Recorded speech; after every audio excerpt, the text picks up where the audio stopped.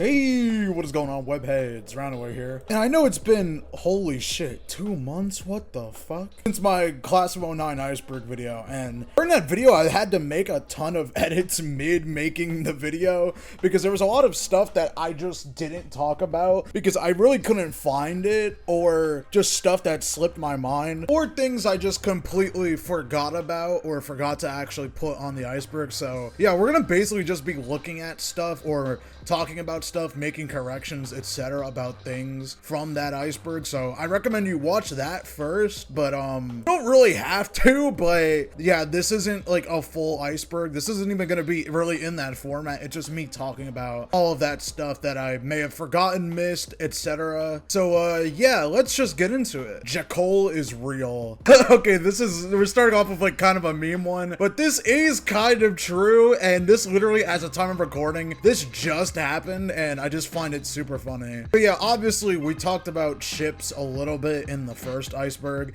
I'm not really into that. Again, I'm just mentioning it because it's a pretty popular thing that Class of '09 fans like to talk about. Obviously, Jeckcole is the most popular one, Jecka, Nicole. It's mentioned a lot in game, and it's just the most obvious one, you know, the two female leads. Anyway, in Granblue Fantasy vs. Rising, which is a fighting game based off the Granblue Fantasy franchise, which I know literally nothing about. But I like fighting games, and I at least know about this a little bit just through me liking fighting games in general. But anyway, the newest DLC character that just came out is called Meg. She's voiced by Nicole's voice actor, which isn't that unusual because the voice cast of the Class of '09 games they're pretty big voice actors, and they voice in a lot of things in general, including anime. This character is also a canonical lesbian, and her girlfriend Mari is also in the game and is voiced by Jecka's voice actress.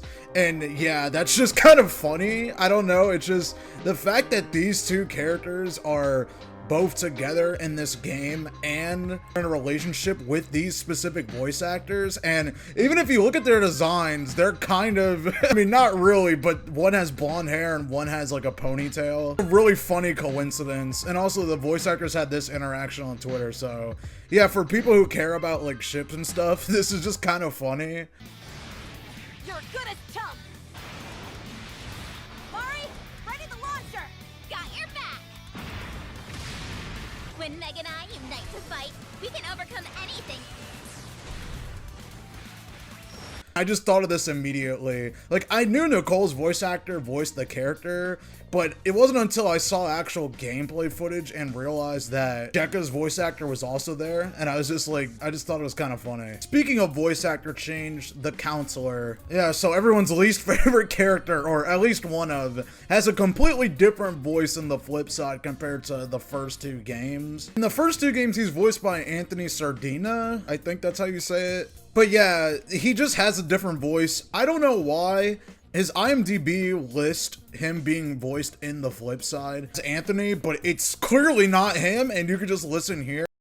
Hello, girls. Feel free to browse around. Oh shit, aren't you like the school counselor? Why do you work here? I thought you looked familiar, though not in those uniforms. There's no school 3 months out of the year, so some of us get summer jobs outside of the school season. I heard you got fired. Yeah, for doing shit eerily related to this store. Oh, nonsensical rumors. Do you girls need help finding anything? We've made as a society, though we still have a very long way to go in terms of sexual identity and acceptance. What's left to accept?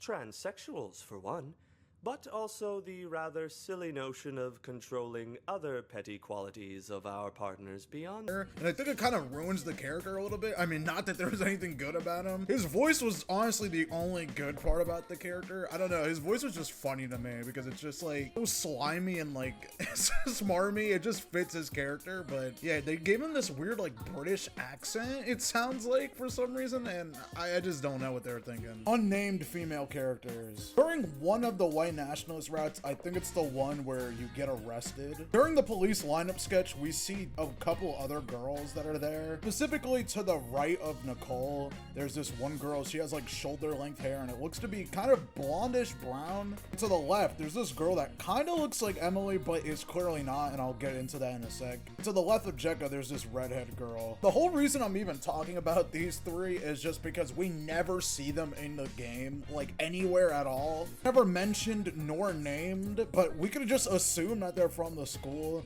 mainly because they're involved with this route and Mr. White. Who knows, maybe this could be other people that don't go to the school, because Mr. White, it seems like he's just done this before, like, you know, the whole photography thing. But there are other mentions of characters that we just don't see in Class of 09. Like, they'll randomly mention other students that aren't named or anything like that, so maybe that's some of these people. And back to the Emily thing, I don't think this is Emily just because they look pretty similar, but they're clearly different just because in game they just look different. Even their hair is different. Although it could just be an art style thing and maybe it was supposed to be her, but we never actually see her get involved with any of that stuff in this route, I'm pretty sure. And we know both fuck and all about the art in this game. Like, we know who made it, I guess, because there's people in the credits and stuff, but we don't know like anything about the creative process behind actually making this game. Like what came first, the art or the actual like writing and story of it. So maybe this was planned or these were planned characters that were scrapped. Who knows? It doesn't really matter. I just find it interesting.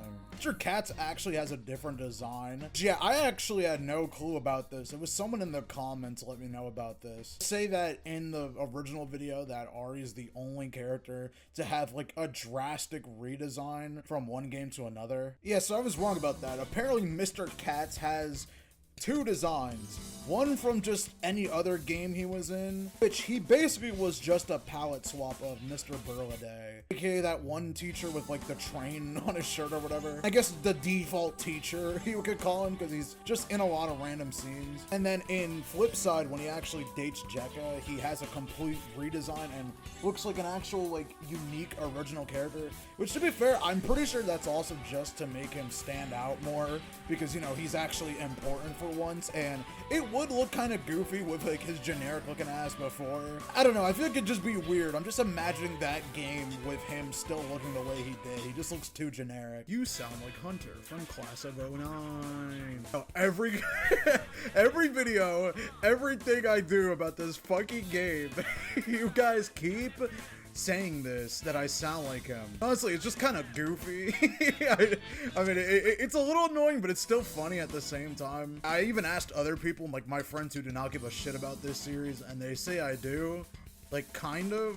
I could kind of hear it a little bit, but I don't really know. Honestly, people just say I sound like any male character in this game at all. Like, people have said I sound like Crispin and stuff, but I don't hear that, but maybe I do sound like Hunter, who knows? I don't think he will, but hey, if SBN3 ever finds my videos, he needs a temporary Hunter voice actor or something.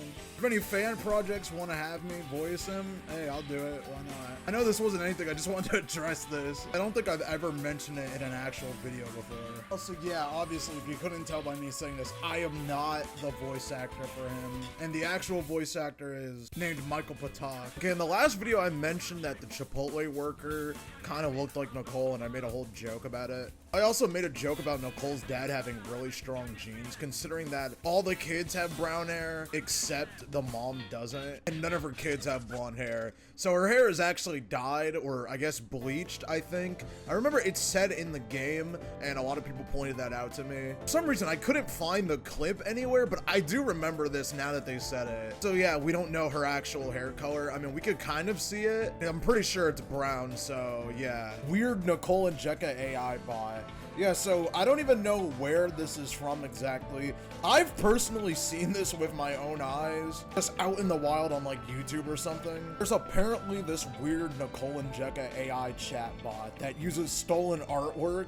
Yeah, that's all I really have to say about it. I was gonna mention it in the last video, but I didn't because I didn't really have anywhere to fit it, and it just felt kind of like, you know, it was too short for me to talk about, but I might as well just bring it up here. Yeah, this is fucked up. AI sucks, and actual artist, if you want to look them up on Twitter, is Milky Nut, which very weird name to say out loud, but yeah, they make really good art. Nicole's wristband. In the game, she wears this like wristband. Now, the only notable thing about this wristband is mainly the color scheme, the green, yellow, and red on it. These are like the Pan-African colors, which is like colors representing like African like unity and togetherness. Now, I just mentioned this because why? Like, no offense or anything. It's just weird that she has this of all things. Because she's not like an activist or anything, and it's just these specific colors, or they're probably most likely supposed to be this. Maybe you could just look too deep into it, but just a weird thing for Nicole of all characters to have. She's not really an activist. I mean, she does have some like political beliefs and stuff like that, and she's socially like aware, I guess, but no, she never mentioned this, but it's in a lot of artwork for her. Mainly this one sprite where it's like the blue shirt, which is honestly like the most iconic sprite of hers. I think this is like the default in my mind sprite. And a lot of just like artwork outside of the game has her wearing this, not even in this outfit, so I don't know. This is just a design choice or something. I just find it interesting. Nicole and Garry's mod. Yeah, you can play as Nicole and Garry's mod. There's a player model for her on the Steam Workshop. The model itself was uploaded by a person named Twiggy on the Steam Workshop, but the model was actually made by somebody named Grass on Steam. And yeah, if you want to play as Nicole and Garry's mod, that's it. Also, I found this video. I can't play the actual audio because it's copyright music by The Offspring, but I think I got something that will fit just fine. Banana bus, banana bus, banana bus. Now, the last thing I think I want to talk about in this video is the drawn backgrounds. Now, I cannot for the life of me find out where this is or who posted it or anything like that. I swear to God, I saw this a while ago that the backgrounds in this game were originally going to be drawn like how the character sprites are. Yeah, I can't find this post or anything even similar to it for the life of me. It would be cool if someone was able to find it and let me know, but I can put this image up. That basically is what it would look like. Imagine just the background is like drawn and like a rough sketch. That's kind of what it looks like. It's in this similar sort of location to the game. But it's weird. We don't have many like insights into what the game was actually like the development process or like any of like concept art or anything like that at all. We have no idea how the game was even really made. I mean, we know how it's like made, obviously, what engine and stuff, but there's just not really a lot of background on the game. Unless there is somewhere and I'm just missing it, but I feel like we should know more about this game. SBN3 or somebody should just like put out like a mini documentary on like what it was like to make this game. I just feel like it's kind of weird that it wasn't. But yeah, that's basically gonna be it for this video. Like I said, just random stuff. There was some new stuff in here, but mainly just stuff I forgot about or just random things I feel like didn't really fit in the other video. But yeah, let me know what you thought of this video. If you could find that one concept art thingy I'm talking about, let me know. And see ya.